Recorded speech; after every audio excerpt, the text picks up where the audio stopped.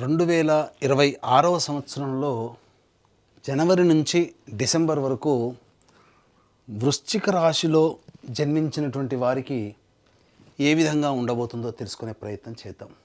సాధారణంగా ఈ యొక్క వృశ్చిక రాశిలో జన్మించినటువంటి వారికి గురువు అష్టమ రాశిలో సంచారం చేస్తున్నాడు.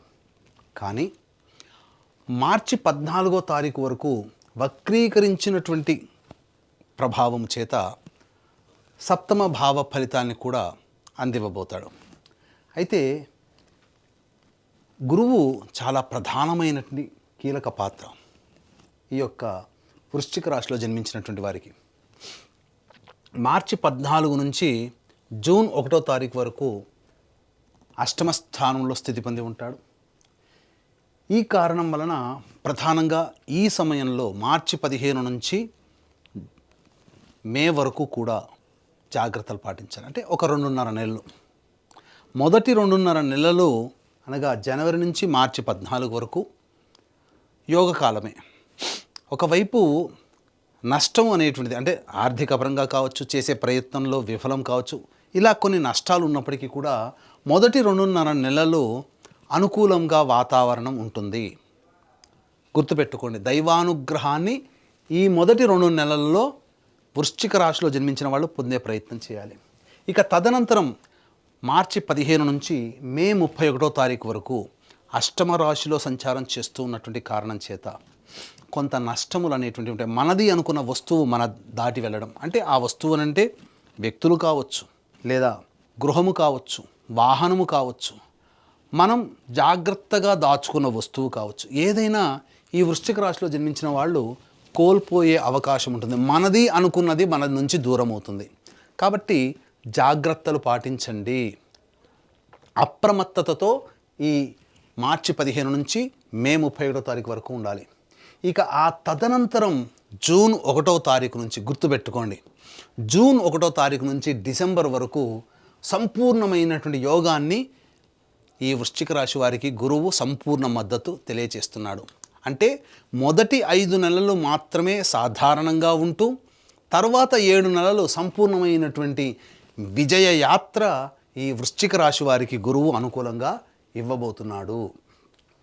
ఇక శనిగ్రహ సంచార ప్రభావం గనక చూసుకుంటే జూలై 26 వరకు ఇక్కడ గమ్మత్తు చూడండి. మనకు గ్రహాలు ఒక గ్రహము యోగించే స్థితి ఉంటే ఇంకొక గ్రహము అవయోగించే స్థితి. గురువు మొదటి 5 నెలల వరకు సాధారణ ఫలితాలు ఇస్తే ఇక్కడ శని భగవానుడు మొదటి 6 నెలలు ఏదైతే ఉందో అది ఒక పరీక్షా కాలంగానే ఇస్తాడు. అంటే సాధారణం కంటే కాస్త శుభమైనటువంటి ఫలితాలే ఈ శని ప్రభావంలో కలుగుతుంది.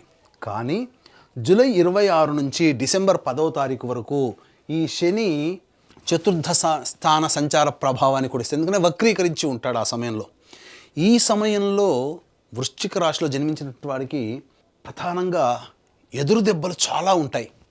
కానీ ఎంత ఎదురు దెబ్బలు ఉన్నప్పటికీ కూడా ఈ గురువు అనేటువంటి గురువు నవమ రాశి దశమ రాశి సంచార ప్రభావము చేత జూన్ 1వ తారీఖు నుంచి కాచుకుంటాడు. ఇక్కడ వచ్చేటువంటి ఇబ్బందుల్ని గురువు కాచుకుంటాడు. ఇది వృశ్చిక రాశి వారికి జరిగే యోగము అని చెప్పవచ్చు. మొదటి 5 నెలల్లో గురువు అనుకూలంగా లేకపోయినా శని కొంతవరకు ప్రయత్నం చేసి నిజాయితీని కష్టాన్ని నమ్ముకుంటే శని ఫలితాన్ని ఇస్తాడు. కానీ ఎప్పుడైతే అర్ధాష్టమ శని దోష ప్రభావము, అర్ధాష్టమ స్థానంలో రాహు ప్రభావం, పాపగ్రహ ప్రభావం వెరసి ఉన్నప్పుడు ఇక్కడ గురువు కాపాడుతున్నాడు. వృశ్చిక రాశి వారికి అద్భుతంగా బ్యాలెన్స్ అవుతుంది. ఇది కదా ఈ వృశ్చిక రాశి వారు ఈ 2026 సంవత్సరంలో చేసుకున్న అదృష్టము అని అప్పుడు మీరు తెలుసుకుంటారు. సమస్యలు మీద పడతాయి.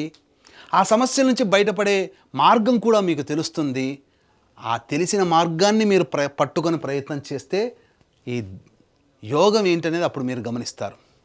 కాబట్టి అది ఒక రకంగా యోగం అనే చెప్పవచ్చు. ఇక కేతుగ్రహ ప్రభావము వెరసి కొంత ఇబ్బందులు అనేటువంటివి కలుగుతాయి. అంటే ఏం జరుగుతుంది? ప్రతి ప్రయత్నంలో కొంతవరకే ప్రయత్నం చేయడం, తర్వాత దూరం జరగడం, ఇలా జరుగుతుంది. అంటే jack of all but master in none అన్నట్టుగా అన్నిట్లో కొద్ది కొద్ది పనులు మాత్రమే చేస్తారు. కాబట్టి ఇక్కడ ఈ కేతు ఇచ్చే అవయోగాన్ని మీరు యోగంగా మార్చుకోవాలంటే పోరాడే ప్రయత్నాన్ని మీరు చెయ్యాలి. అప్పుడే ఈ కేతు వల్ల వచ్చే దుష్ఫలితాలు తొలగిపోతాయి. ఇది ఈ వృశ్చిక రాశి వారు గమనించాల్సినటువంటిది. అయితే ప్రధానంగా ఈ విద్యార్థులకి మొదటి 2.5 నెలలు మార్చి 14 ఏదైతే ఉందో కష్టపడితే ఫలితం ఉంటుంది. అంటే అదంతా పరీక్షా కాలమే కదా, మార్చి ఏప్రిల్ నెల అందరికీ కూడా. కాబట్టి ఈ గురువు అష్టమ స్థానంలో ఉన్నప్పటికీ కూడా వక్రీకరించినటువంటి ప్రయత్నం చేత కష్టపడిన దానికి ఫలితం ఇస్తాడు. కానీ అసలు పరీక్ష విద్యార్థులకి ఏప్రిల్ నుంచి మే వరకు ఉంటుంది. ఈ మధ్య కాలంలోనే పోటీ పరీక్షలు ఉంటాయి, అది గుర్తుపెట్టుకోండి. కాబట్టి ఇక్కడ మీరు శని యొక్క ప్రభావాన్ని మీరు గుర్తించాలి.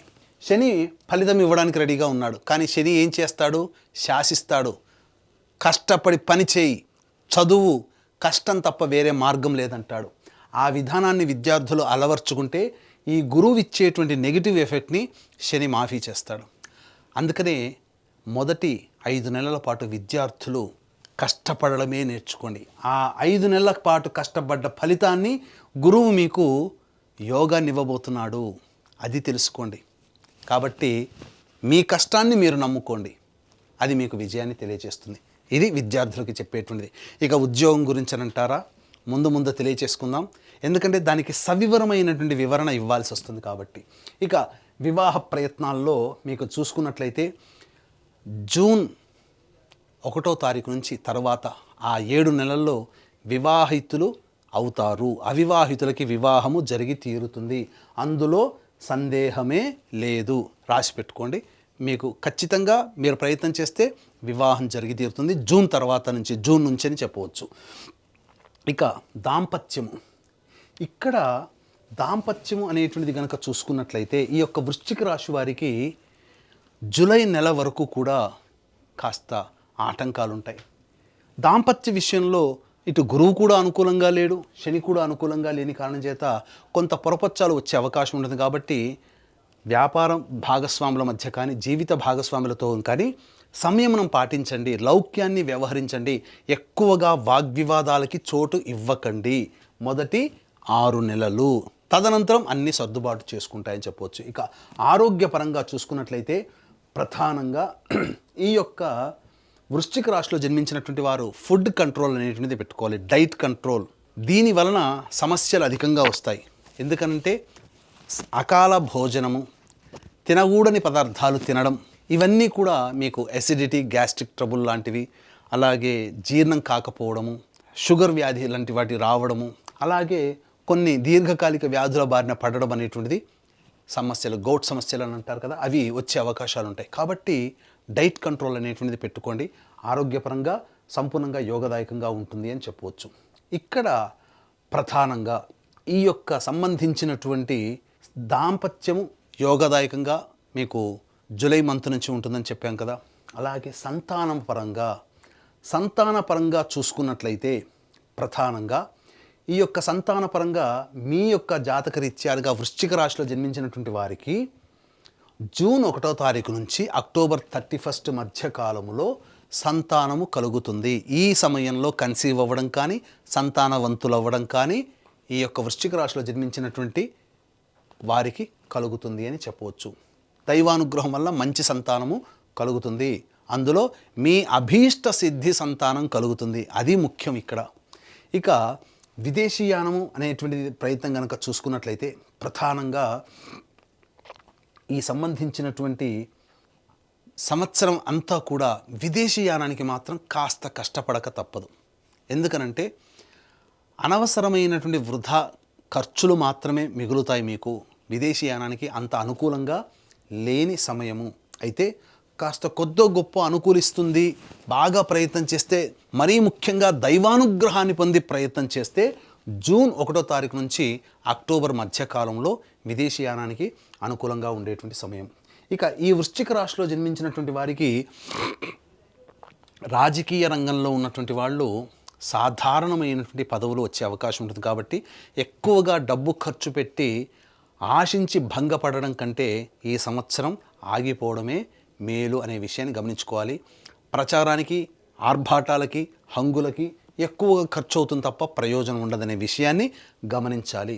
ఇక వ్యాపారానికి సంబంధించి చూసుకున్నట్లయితే ఈ వ్యాపారం మొదటి 5 నెలలు నత్తనడకనగా సాగుతుంది. ఎటువంటి వారికైనా ఏ వ్యాపారం అయినా కనప్పటికీ కూడా. కాబట్టి జూన్ తర్వాతనే వ్యాపారము అభివృద్ధిలోకి వస్తుంది.